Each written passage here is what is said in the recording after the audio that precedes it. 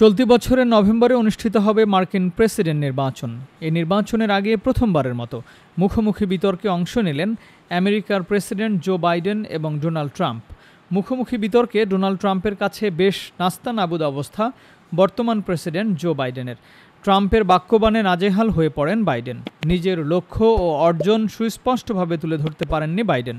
তার এমন অবস্থায় রীতিমতো হতাশ ডেমোক্র্যাট সমর্থকরা। সমালোচনায় মুখর বিশ্লেষকরাও তাদের মতে বিতর্কে বাইডেনের বার্ধক্যের ছাপ স্পষ্ট ফুটে উঠেছে। আমেরিকার প্রেসিডেন্ট নির্বাচনের আগেই গত বৃহস্পতিবার প্রথম মুখোমুখি বিতর্কে অংশ নিয়েছেন দুই প্রতিদ্বন্দ্বী, বর্তমান প্রেসিডেন্ট জো বাইডেন এবং সাবেক প্রেসিডেন্ট ডোনাল্ড ট্রাম্প। বিতর্কের আয়োজন করে সিএনএন ও এবিসি। সিএনএনের আটলান্টা স্টুডিওতে অনুষ্ঠিত ৯০ মিনিটের এই বিতর্কে পরস্পরকে বাক্যবাণে জর্জরিত করার চেষ্টা করেছেন দুজনেই। তবে সেখানে বাইডেনের দুর্বল অবস্থা আশাহত করেছে ডেমোক্র্যাট দলের সদস্যদের। অর্থনীতি ইস্যুতে শুরু হয় বিতর্ক। এরপর গর্ভপাত অধিকার, কর ব্যবস্থা, স্বাস্থ্যসেবা, অভিবাসন নীতি, শিশুর যত্ন, কংগ্রেস ভবনে হামলা, ইউক্রেন ও ইসরায়েল যুদ্ধ এবং আফগানিস্তান থেকে সেনা প্রত্যাহার নিয়ে বিতর্কে জড়ান বাইডেন ও ট্রাম্প। ছিল দুজনের ব্যক্তিগত আক্রমণের প্রতিযোগিতাও, যার অধিকাংশ ক্ষেত্রেই ট্রাম্পের সামনে টিকতে পারেননি বাইডেন।